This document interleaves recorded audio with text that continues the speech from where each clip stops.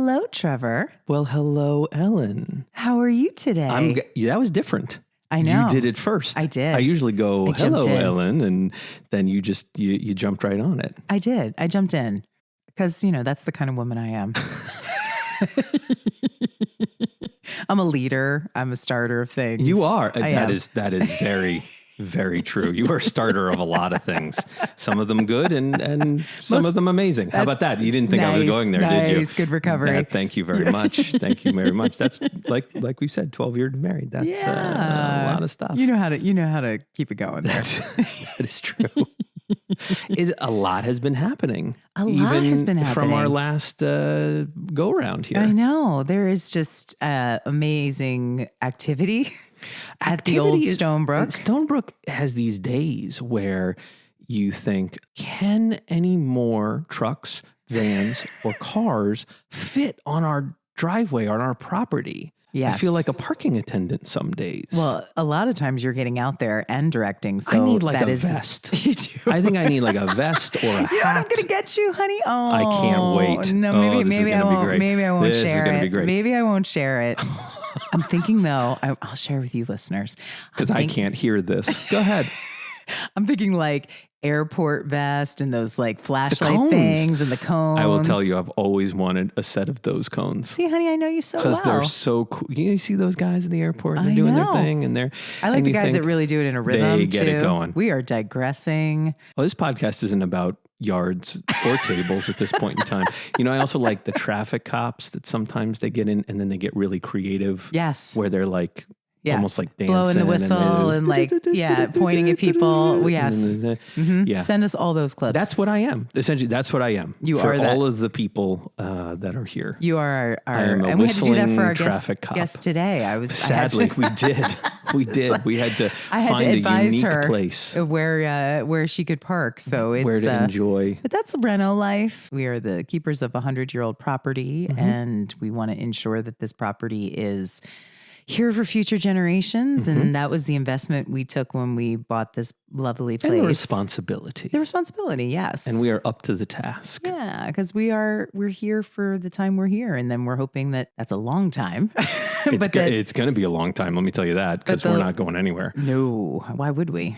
We have too much stuff. Yeah, as I'm looking at your new office window. Oh, yeah. So we did a little upgrade of the office here in our studio where we record yard to table. Yes. And we have some beautiful new windows that replaced the storage garage doors. And now we have a lovely view of the garden. Yes. I think it may be the best garden view on the very property nice right now. My mom has the second best garden view. That's true. And our little cottage, her little cottage opens right out to the side where the cold frame is and all the loveliness. But we have a lot of yard here. We do have a lot of yard. We have a lot of driveway, we have a lot of yard. We have a lot of forest on our property. We have a lot. We're essentially a microcosm of all of Connecticut in one tiny 11-acre space.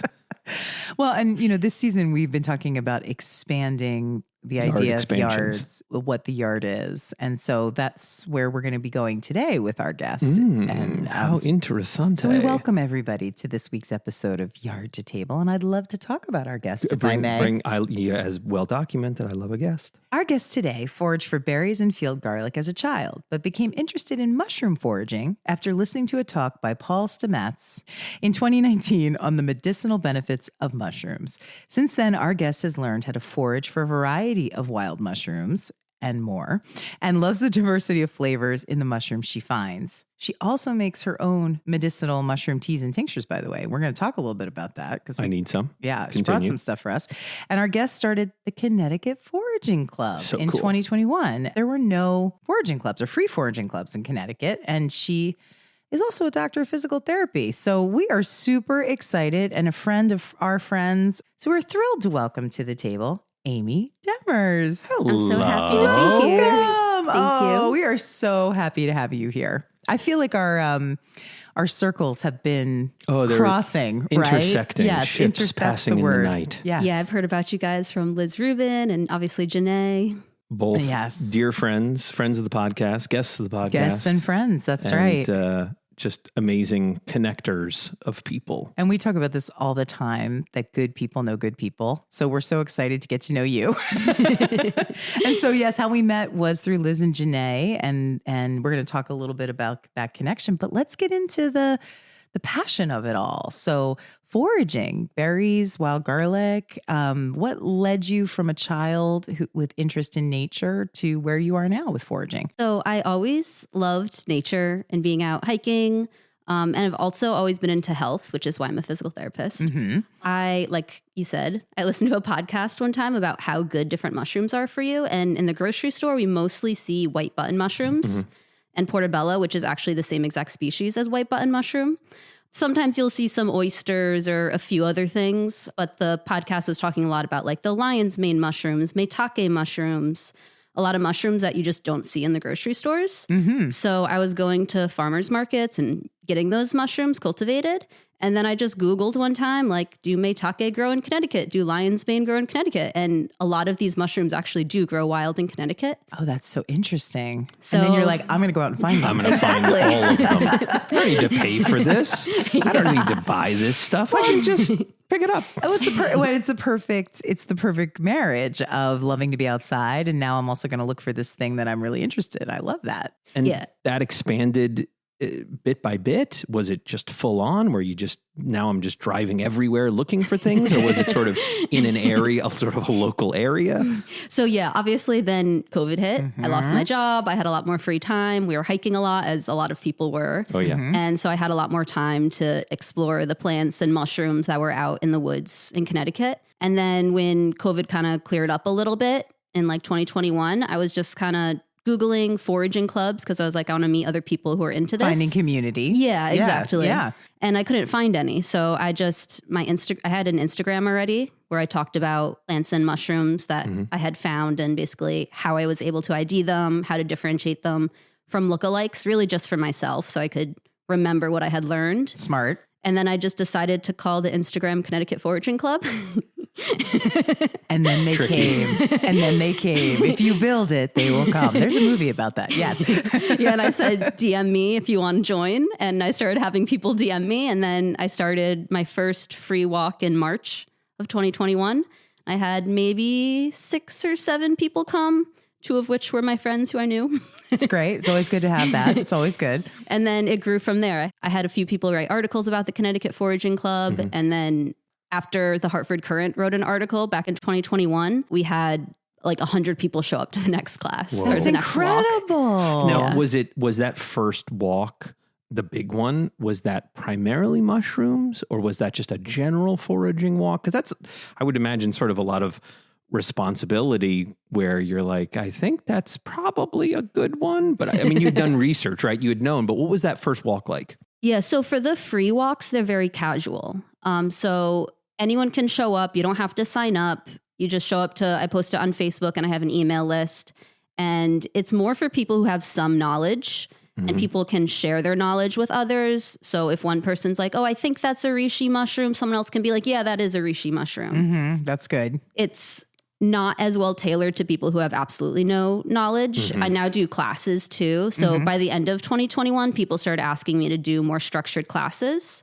So now I also do classes throughout the state with different co-instructors. And those are a lot more informational and structured for people who are novices to foragers. Gotcha. So that's more like, I don't know what a mushroom is. More That- like that I've feels- only... is that too far afield? Like I don't even know what a I will mushroom is. give you that there is a wide variety of mushrooms. How's that? Is that because Amy's too polite to say what I'm going to say, which is really? Yeah. So, but I mean, mushrooms have like 2-part question. So have you always been into mushrooms? Is that something that you liked as a food but this Did the podcast just like totally light you up in this? possibilities? Yeah. No, I wasn't that into mushrooms probably until like 2019. So I would eat mushrooms, but I had never eaten the really good mushrooms. Like a lion's mane and chanterelles and maitake taste so different and so much better, in my opinion, than white button mushrooms. So if you've never even tried them, you don't know what you're missing. No, chanterelles are just bananas And what amazing. I love about that, we talk all the time I'll digress for a second, about getting exposure to local food and how that really changes when you grow it, when you find it in nature. It just lights you up from a taste profile that you think, oh, this is a mushroom. Like you just said, and a mushroom tastes a certain way, because we've all always had white button mushrooms. If you eat them, that's what you have. So I love that. I think that's no shakes to the white button mushroom. I love those on my pizza. Not a problem. However, right. It's just, again, when you're having something. I don't want the lobbyists of the white button mushroom companies calling us, We like all good, healthy food. But again, local, and then finding something in the wild, that's amazing. But mushrooms, they're tricky. Right. So, I mean, we know stories about mushrooms that people eat that are not so great, that make them sick or, out. So how do you identify out, meaning dead? That's what I meant. Out. That's a new phrase here for Yard to Table. With the click. And you're out.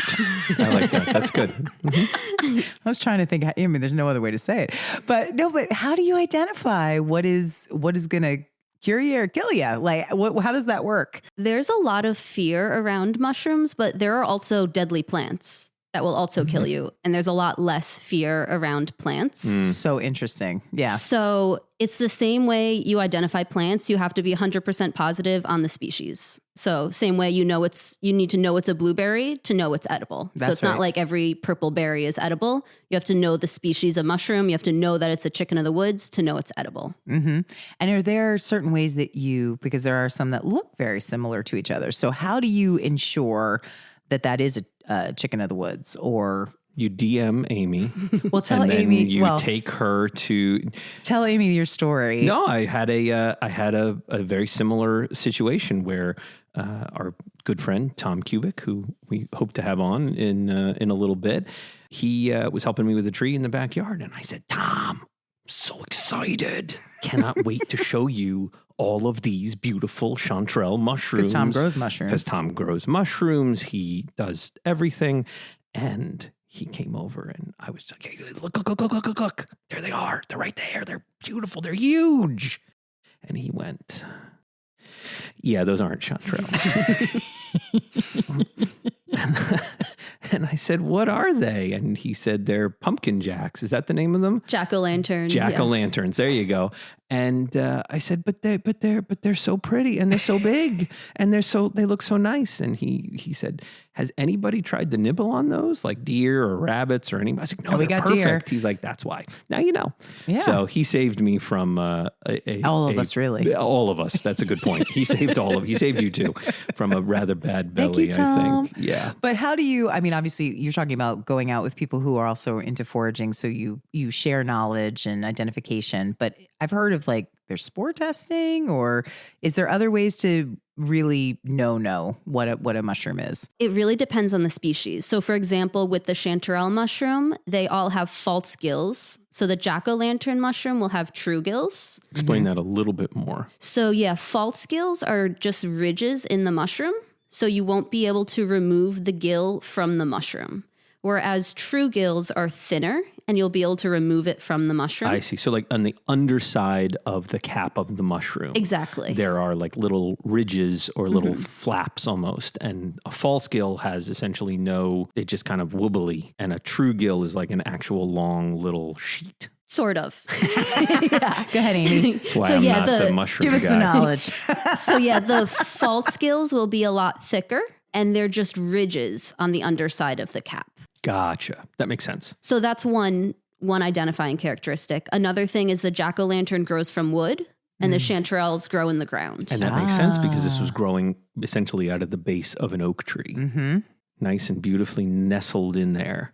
It was a lovely color too. Oish. Yeah. But orange and red usually is danger, right? I was chanterelles are orange. Oh, yes, that's they right. Are. Yes. That's why I was excited. Yeah. And I was devastated. I know. The excitement only lasted so long. All right. Well, tell us about spore testing. For most of the easy to identify mushrooms like the chicken of the woods, the maitake, the chanterelles, you don't need to do a spore test to ID the mushroom. Oh, that's great. But there are more difficult mushrooms to ID, such as the enoki mushroom, which has a deadly lookalike, which is the deadly gallerina. Ooh. And that one looks so similar to the deadly gallerina that you should do a spore print to positively identify enoki versus the deadly Galerina. So, And how do you do a spore print? What is that like? yeah, so the spores are the way that the fungus reproduces. So the spores will find new wood, new ground, and then produce more mycelium. And that will then produce the fungus that can produce the mushroom, which is the fruiting body or the reproductive structure. So to see the color of the spores, since they're microscopic, you would take the cap of the mushroom and put it gill or pore side down on a piece of paper. You can do aluminum foil or white or black paper, depending on what color you expect the spores to be. Okay. And you leave it there for a day or so. And then when you take the mushroom off, you'll see maybe the spores are white, maybe they're pink, maybe they're brown. And that is one identifying characteristic for mushrooms. I'm so excited here. This I is know. There's so much good stuff. lots of sub questions, which is always fun. Enoki mushrooms, which are lovely and delicious. What are the colors of those spores? So the enoki are going to have a white spore print, and then the deadly Galerina will have a brown spore print. So you can sometimes actually see the spore print on older mushrooms. So the enoki will grow in clusters. So if the mushroom is older and has already dropped its spores, you'll see on the top of the cap of the bottom mushrooms of the cluster, the white spores. But if the mushroom is younger and has not yet dropped its spores, you would want to put the cap of the enoki mushroom on a darker piece of paper. So aluminum foil, cardboard, Right. Something that's going to black show paper. up the white. Exactly. Because if you put it on a white paper, you're not going to see the white spores. That makes a lot of sense. Obviously, when anything is new, you have so much research that you need to do, but there's a lot in foraging that you need to know. And I want to talk about that too. But let's talk about, since we're on mushrooms, what are the mushrooms that we can forage for here in Connecticut? And are they specific to certain parts of the state, or what could people find if they were going out to look? So yeah, Connecticut has an amazing diversity of wild mushrooms. So right now you can find chicken of the woods, you can find puffball mushrooms, reishi mushrooms are out right now, wine caps, dryad saddle. In the summer, we're going to start getting the chanterelles, the milk caps. And then in the fall is really when you see the most diversity of mushrooms. So in the fall, you'll get the different lion's mane, which are the hericium mushrooms. You'll get the maitake, the hen of the woods mushroom. You'll get some boletes in both the summer and early fall. But yeah, Connecticut has a huge diversity of mushrooms. That's so interesting. We picked the right state.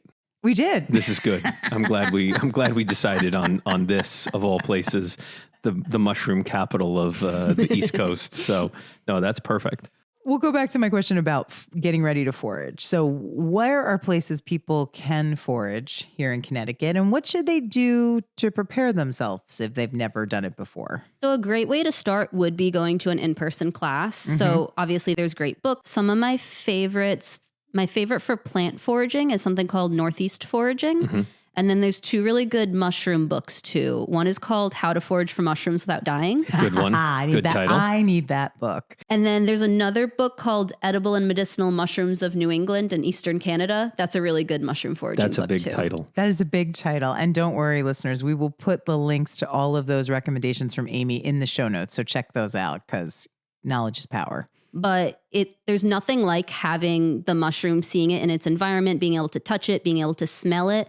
A lot of wild plants and mushrooms, you can actually help to identify them by the smell. The smell that a book tells you it has is not the same as the smell you're going to get. So for example, there's a mushroom called the dryad saddle that's out right now, and it smells just like watermelon rind. Whoa. Interesting. It's a very unique scent. I thought you were going to say leather with that name. Yeah, there's another mushroom called candy cap that smells just like maple syrup. So being able to actually smell that mushroom I'm and ready. then I'm ready. Trevor wants I a want whole basket bushel. of candy I want cap. a bushel of those. Yeah. yeah, they're not that easy. I mean, I'll find them here, but not usually in huge groups. So I dried them all season last year, and I finally have a small jar worth. And I think I'm going to do some candy cap ice cream soon. Oh, that sounds good. Yeah. Like really good. I That sounds have so amazing. many questions. Yeah. That's really, so definitely find some experts, find some community where you can get out, touch, and also, I guess, advise you on where to go. I mean, where are the places where people forage? Because a lot of it's public land, I would assume. I mean, obviously you forage in your backyards. Amy was walking around with us a little bit today before the weather was turning a little bit, but where do people go to do public foraging? So yeah, any natural area will have plants and mushrooms that you can find and eat. Luckily, in Connecticut, you're legal to pick mushrooms on the state forests and state lands for personal use. Mm-hmm.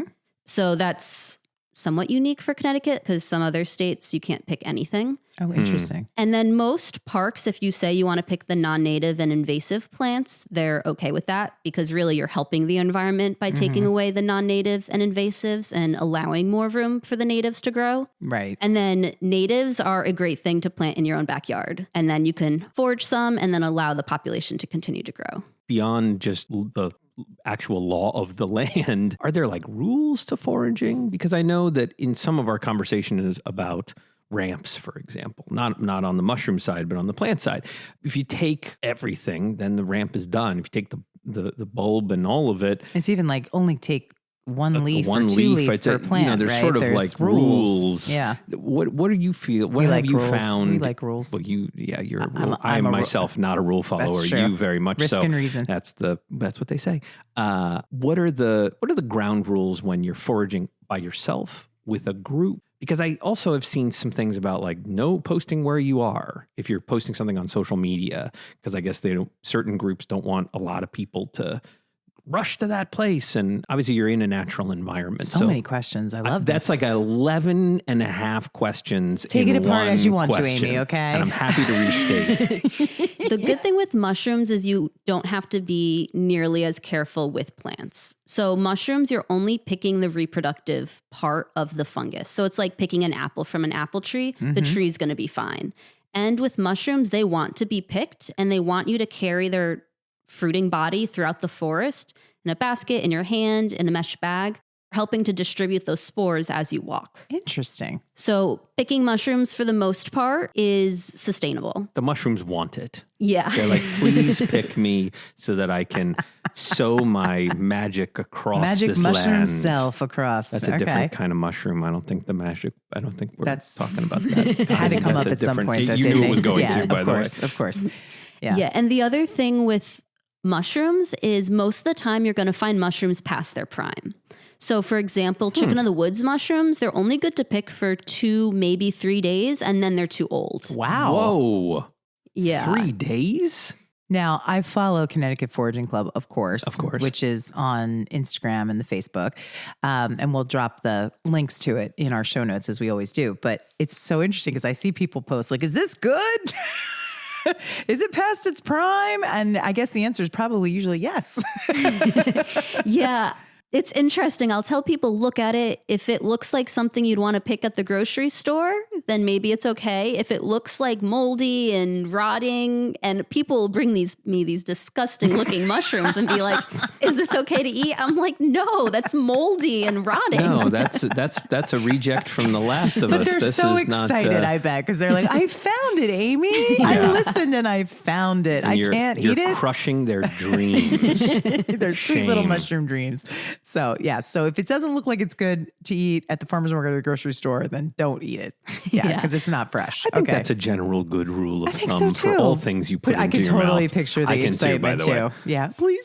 But anyway, go ahead. But yeah, with mushrooms, it's also species specific. So for example, puffballs, if they're pure white inside, they're good to eat. Once they've started to turn any hint of yellow, they're past its prime. And it can make you sick if you eat it. I was going to ask you, does something happen? What's the correlation there?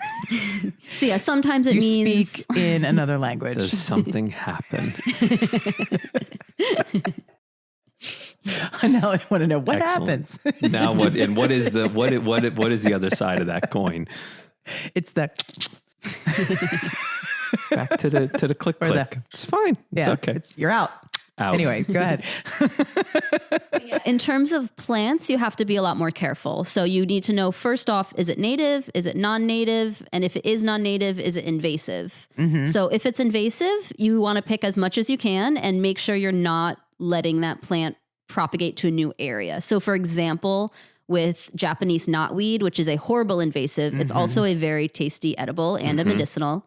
But if you leave a part of the plant in a new area, like in your compost pile or in your backyard, then a whole new plant can sprout. So obviously that's number one, is you don't want to let the invasive spread. And we've talked a lot about that on the podcast around identifying those invasives that still may have some food value to bring to your table, but how you really want to eat them to get rid of them. Yeah. and to get rid of them correctly. So that's important. Are there invasive mushrooms? That's a good question. So there is one mushroom called the golden oyster. I have not yet found it, but people have posted it on like the Mushrooms of Connecticut Facebook page. So I know they do exist in Connecticut. They are not officially invasive. Like the state doesn't recognize them as invasive, but they are thought to potentially become invasive. So basically invasive means that the plant, mushroom, animal is not native to here, and it's capable of outcompeting our native species and taking over the resources and then decreasing biodiversity. So the golden oyster is a mushroom that was cultivated in New York, and there was one strain that was super aggressive and has been able to grow in the wild, but it is not yet listed as invasive, but it has the potential. So that is the only mushroom that if you were to harvest it, you want to keep that in a bag somewhere, in a bag without holes where it can't then spread its spores. Not doing the happy thing that all mushrooms want to do, which is pre-populate. That also sounds like the plot of a movie. It does. That this new strain was developed and it blah, blah, blah. That's... I'm the sound effect person today on this podcast. I don't know. With the clicks and the dun-dun-duns. And the tones and all that other good stuff. You mentioned earlier, I want to go back a little bit. Not a lot bit, but a little bit. You had mentioned from spores to mycelium to the mushroom. Talk a little bit more about that process, because I've heard a lot about mycelium and how certain people think that it's like a connector of a lot of things. We watched a documentary on that. And there's a lot of conversation around the interconnectedness of mycelium across our environment and our landscape, and certainly the foraging, and it has a part of that in it. So tell me a little more about the biologics of mushrooms. So the mycelium is most of the fungus. So that's the part that's in the ground, that's in the trees. And it's this almost like root-like network. And the mycelium works in conjunction with most plants, actually, to help to bring some more nutrients and some more moisture to the roots of the plants. And a lot of times in exchange, the plants will give the mycelium food. So the mushrooms, the fungi don't produce their own food like plants do. They take food from other sources, more like what humans do. So there's really no photosynthesizing of mushrooms at all. No, they require no sunlight to make them, minor amounts of sunlight to make them do their thing. Yeah. So they take the made food from the plants, kind of like how we eat plants and take the energy from plants. That's crazy. That's so interesting.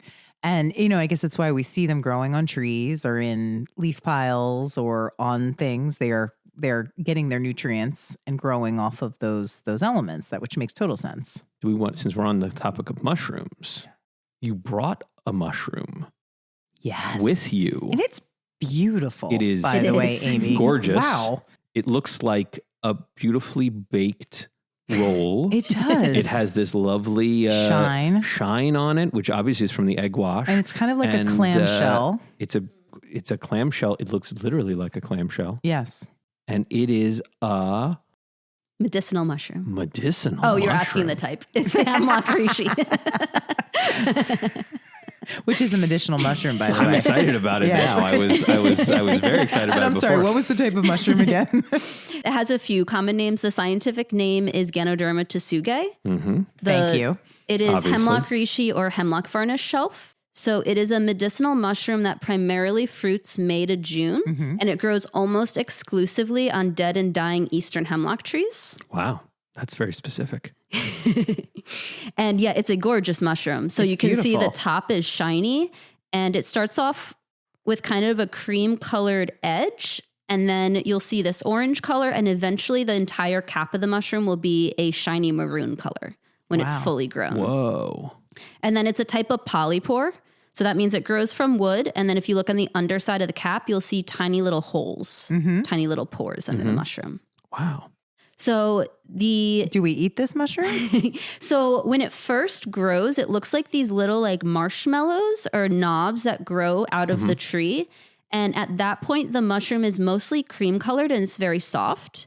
And at that point, the mushroom is edible, but it is not a choice edible. So there's a difference in Tell the us more. mushroom Yeah. world. There's toxic, there's inedible, there's edible, and then there's choice edible. Okay. So about 20% of the mushrooms we find are edible, but most of those are not choice edible, which means they don't really have a flavor. They're Right. a little tough. Like you don't really care to eat them. You will not out from having them. However, you will. It's one click. Oh, sorry. I apologize. I'll get it by the end of the podcast. I'll get it. You can eat them. You won't get sick from them, but they're just not that great. And Yeah. chefs like Chef Janae are not going to pick them to use for their meals. Yes, Got at it. least in that form. Right. So reishi is more used as a medicinal mushroom. So once it gets past that knob shape, it starts to fan out and the mushroom gets tough. So at that point, it's considered inedible because it's too tough to eat. And it's sturdy, this mushroom that you brought. Yes. Inedible usually also means it's not going to kill you. It's not going to make you sick, but sometimes it's too tough to eat. It's too bitter to eat. Basically, why would you do it? Exactly. Just move on, people. I know you're excited. Don't eat me. With the reishi mushroom, you can make tea or broths out of it. So you'd basically simmer the mushroom in a pot of water for around 2 hours. This tea tastes very mushroomy. So it tastes more like a broth. I don't usually make reishi tea and just drink it. I would add it more to like a soup or a stew, that kind of thing. And what are the medicinal benefits of that? So yeah, the reishi mushroom is also called the mushroom of immortality. Well, hello. Hold on. Oh, If we that's eat my this sound mushroom again with it. Wow. Oh. Amazing. It's a whole new dimension to our podcast that I didn't know that I wanted. Am I going to live forever? Is that what we're talking about here? That's the word. Let's Yeah. I get into Tell that. us more, Amy.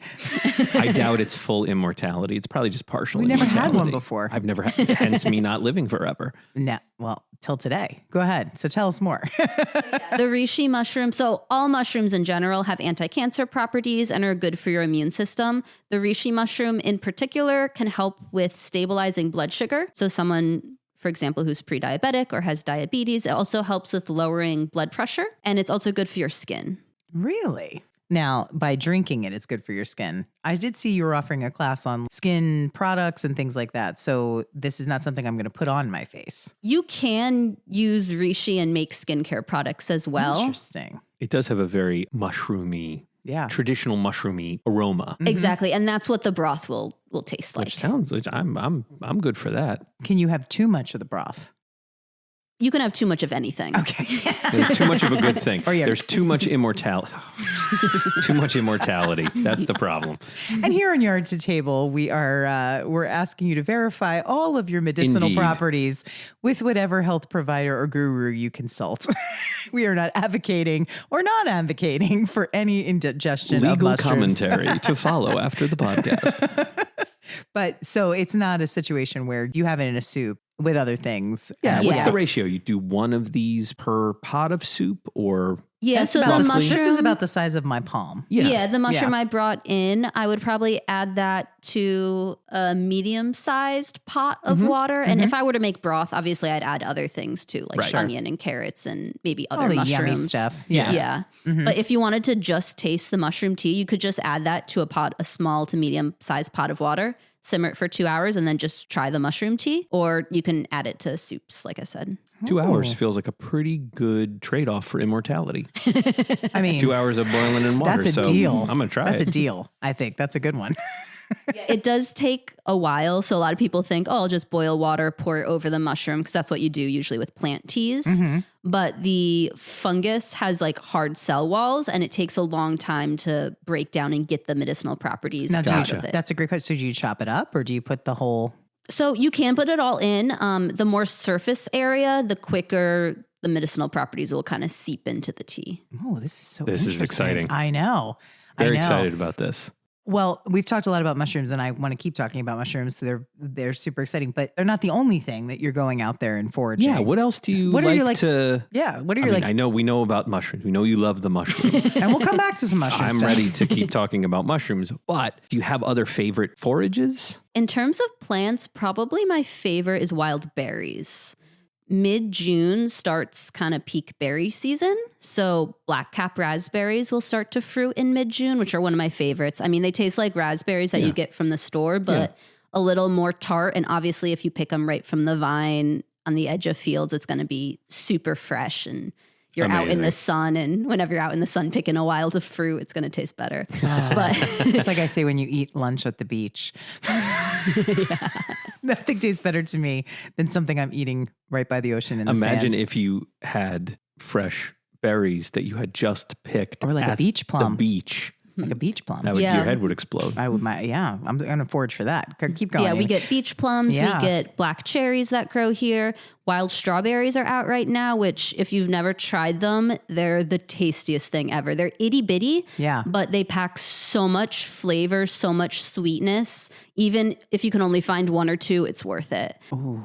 But we have wine berries, which is an invasive type of raspberry. We have wild blueberries, wild huckleberries, which usually I'll find on the top of hills and mountains. Other plants that you can get are milkweed. Oh, yeah. So yeah, our last summer forage to table dinner, Janae made pickled fried milkweed pods, which were absolutely delicious. Oh my gosh. She's such a star. It's amazing. But yeah, you can get some really unique flavors by foraging both plants and mushrooms. Like there's a plant called spice bush, and it smells kind of citrusy. Mm-hmm. And you can use the little berries to flavor like pumpkin pie. It tastes, I mean, it has a unique flavor, but people use it kind of instead of cloves. Oh, It wow. tastes like spicy. We have a plant in our back that I thought I identified as spice bush. I want Amy to take a look at it. That's the one right by the back deck. Oh, yeah. Yeah. So that's so interesting. Yeah, the best way to ID it is to just take a leaf and crush it up and smell it, and you'll smell that kind of citrusy spice bush flavor. Ooh, I love that. And you mentioned Janae and you mentioned the forage to table dinner. So obviously that's sort of how we sort of became aware of you in the Connecticut Foraging Club. So tell us a little bit about how that dinner series, so that's forage to table. We love a table. How did those come about? Janae came to one of my classes 2 years ago now. And I remember when she came, she was like, this is my first Saturday off in a year. This was the first sounds thing about I right. wanted to do. That's pretty impressive because we know how hard she works. We're talking about Chef Janae Habansky of Herbaceous Catering. That fits 100%. Totally fits. And I remember her telling me she's a chef. And then I think I followed her on Instagram after that, and her food all looked amazing. And then the beginning of last year, I messaged her on Instagram because I had dreamed of doing like a forage to table experience, but I'm not a chef. I cook, like I make a bunch of wild pestos and mushroom sauces and all that kind of stuff, but I'm definitely not a chef. And I reached out to her on Instagram and she was super excited about collaborating. So we did 3 forage to table experiences last year, a spring, a summer, and a fall. And then we're doing 3 this year too. That's so exciting. And we are going to get to go to one, which is super exciting. Yes, we're going to the summer. That's right. Forage to table experience at the gorgeous Hickories Farm in Some Ridgefield. of our favorite places and favorite people. Oh, I'm very excited about this. And so tell us when you guys are planning these dinners, how does it work? Because obviously you're foraging for things that are in season. There's also a walk that's included, right? So how does that come together in terms of Janae making the food and the whole process? Luckily, Janae's commercial kitchen is less than a mile from where I live. Oh, That's so awesome. it's super easy. Usually after I pick something, I'll either drop them off or she'll come pick up whatever I've foraged, and we'll really pick stuff for months before the dinners because a lot of things are only out for like a week out of the year. right. And so she'll preserve things in different ways. So that's why we did the pickled fried milkweed pods last year, because the milkweed pods are only good for maybe a week or two. And when we had the dinner, the milkweed pods would have been too large and they would have been past their prime.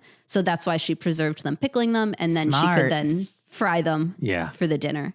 But yeah, I'll usually pick stuff as I see it. So I just picked some black locust flowers for her. She might make some ice cream or something out of those.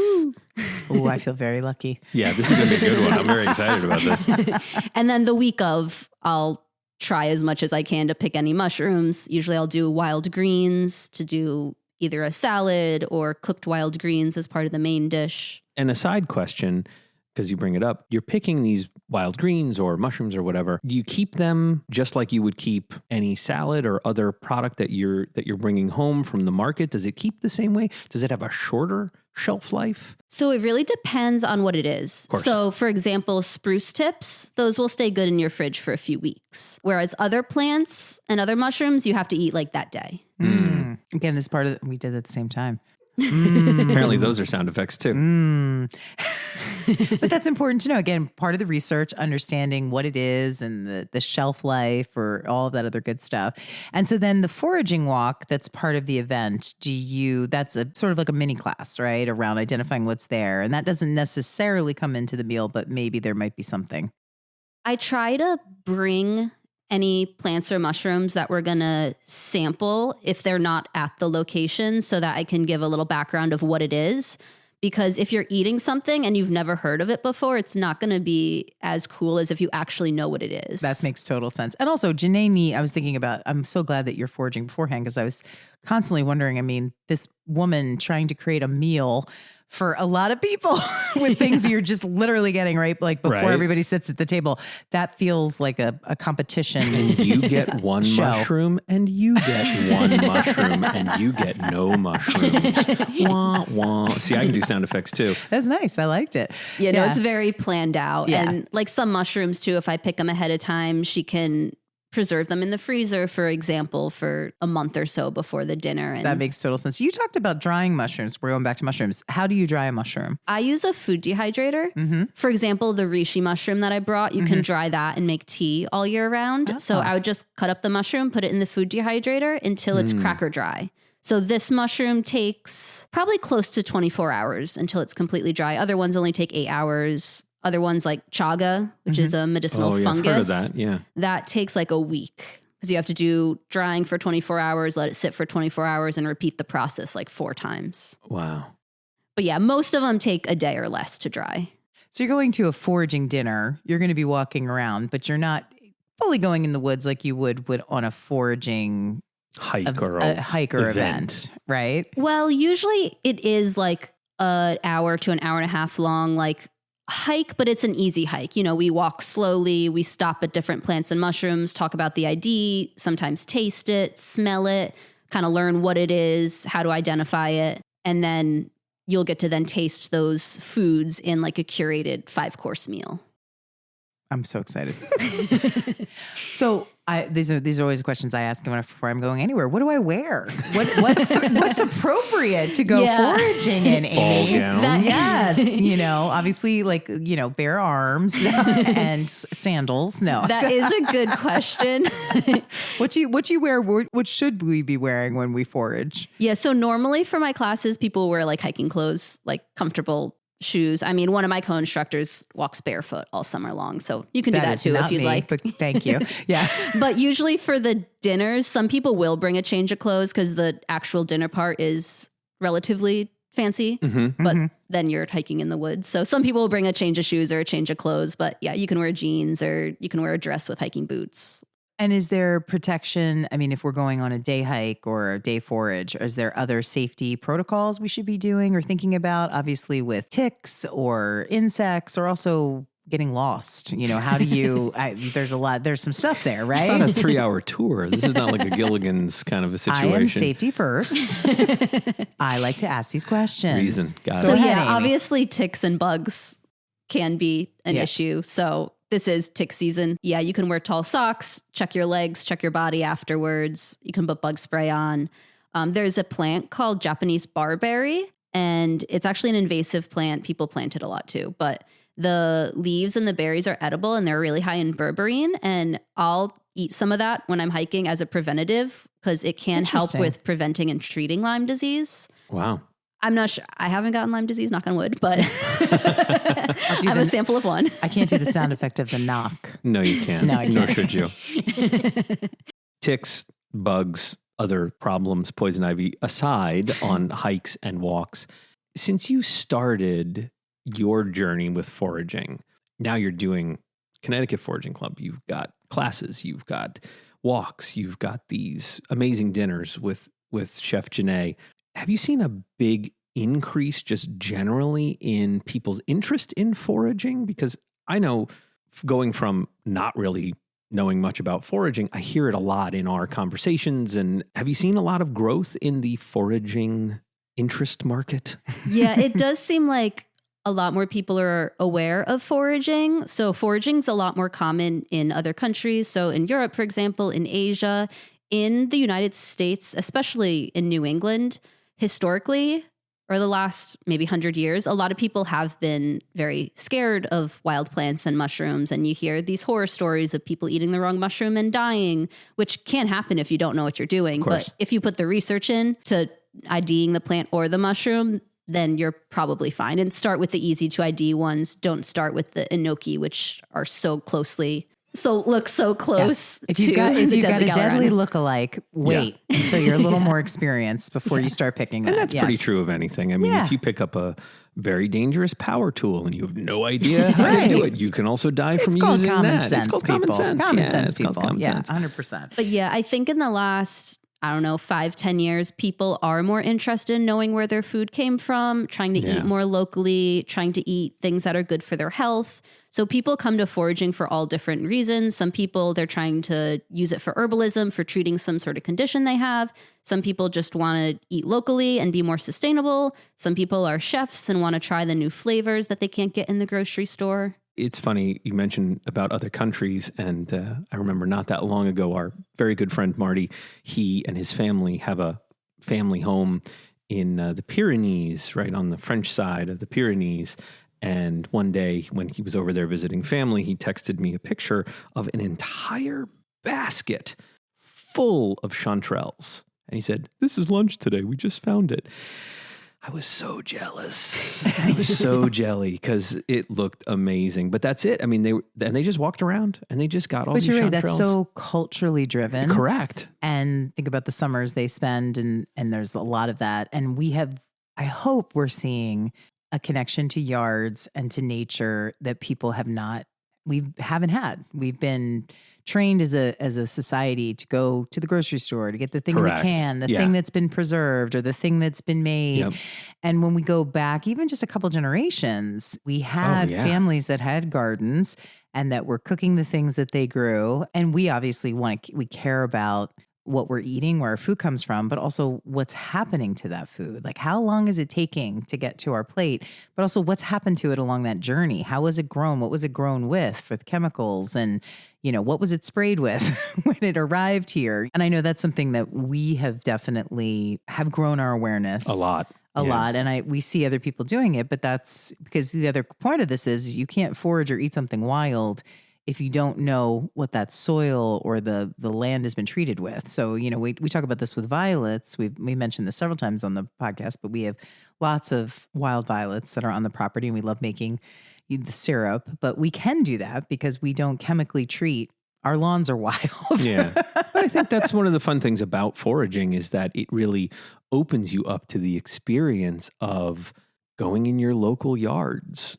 And I mean, I'm not talking about trespassing, but I am talking about going around and also, seeing. Also, that's the other legal disclaimer we're going to put on the podcast. Don't trespass on your neighbor's lawns or yards. But it's such a fun way to experience what is truly local. It is truly what's yard to table. It is right around the corner in all of these different places that we have in no matter where you are.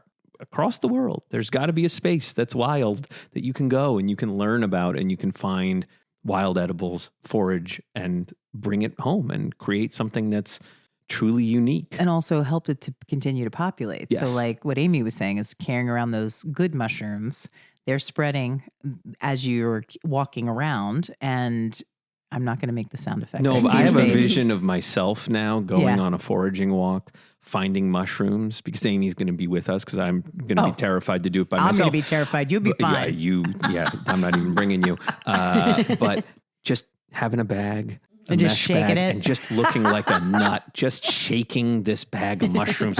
Come on, guys, you're going to get real happy. And I'm just going to shake it. And Yeah, shake it like a Polaroid picture. That's Sure, what I've heard. yeah. That's what they've said. So I'm going to go back to what I was saying, Go ahead. which was Please. about planting those things like ramps. There has been a movement around finding, because ramps are getting over foraged in some cases, that there's places that are approved to be growing them, and then you can take them and grow them. Because we don't have any, we've talked about this before too, we don't have any ramps on our property, which is crazy. But that's important to help these natives grow, and that impacts our environment. And obviously the sustainability of those things is super critical. Yeah. So I'll go into, we were talking a little bit about medicinal benefits, but I was intrigued by the skincare of it all. So I see you have an upcoming class that's happening with Connecticut Foraging Club around foraging for skincare. Tell me more about that. One of my co-instructors, he makes his own skincare products and uses a lot of wild ingredients.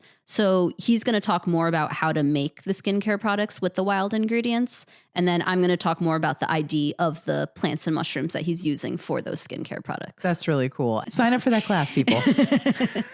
One of the things we always ask everyone on the podcast is what's growing in your yard, but in your case, I'll say what's growing in the forest near you. What are you seeing out there in your forages? End of June is going to be peak berry season. I would be looking for the black-cap raspberries, wineberries will be out, Yep. blackberries will be just starting.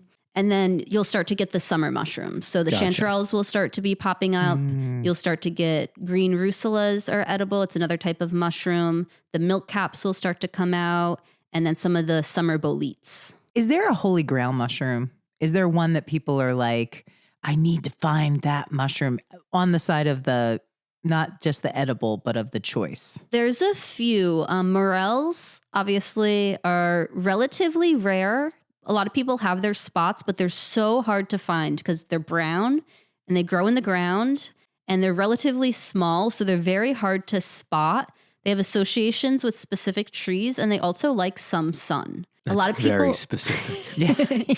So yeah, a lot of people actually find them in their backyard, but they're a little bit harder to find, say, in the middle of the woods, because a lot of times it'll be too shady.